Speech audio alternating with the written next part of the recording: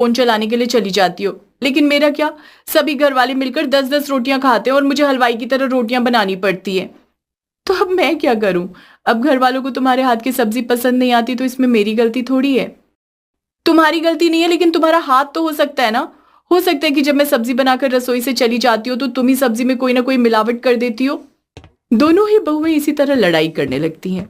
तभी रसोई में दोनों की सास आती है और कहती है, क्या बात है बहुओं, तुम दोनों की लड़ाई तो खत्म ही नहीं होती।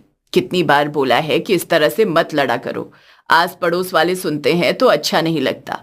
इस मोहल्ले में हमारी बहुत इज्जत है और वो खराब होती है। माँ जी, आप ही समझाइए ना सोनिया को। जब मैंने सब्जी बनाकर तैयार कर दी है तो अब ये रोटी बनाने में नाटक क्या कर रही है? अब आप चाहती हैं कि मैं दोनों काम करूं? माँ जी, ये तो सब्जी बनाकर इधर उधर काम करने चली जाती है, लेकिन मुझे रोटियां बनाने के लिए पसीने में बेहाल होना पड़ता है। आप जानती है ना गर्मी कितनी हो रही है। मैं सोच रही हूँ कि चावल बना देती हूँ। ऐसे कैसे चावल बना दोगी? सब लोगों को रोटी खाने का मन है तो रोटी ही बनेगी। माँ जी, ये ऐसे नहीं मानने वाली। आप हम दोनों को अलग क्यों नहीं कर देती? सुन रही है माँ जी? मुझे तो अब इस घर में आए हुए 1 महीना हुआ है और ये 1 साल में ही अलग होने की बात कर रही है।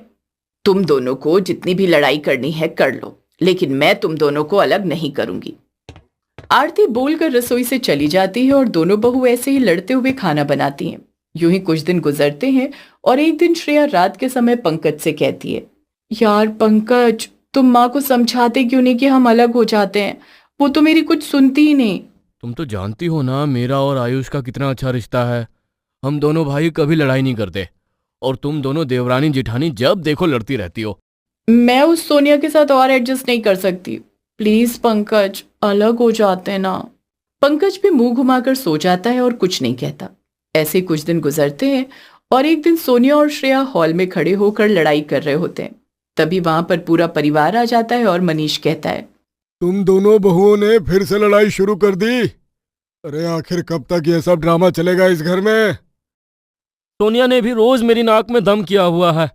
बार बार बोलती है कि अलग हो जाओ, मेरी सुनती ही नहीं है। ये सब सुनकर आरती को बहुत ज्यादा गुस्सा आता है। अभी तक तो वो कुछ नहीं कह रही थी, क्योंकि ये सब कुछ उसे लग रहा था बस वही झेल रही है। लेकिन जब बात उसके बेटों की आती है तो आरती कहती है, तुम जानती भी हो बहुओं कि मैंने कितनी मेहनत से तुम्हारे ससुर जी के साथ मिलकर ये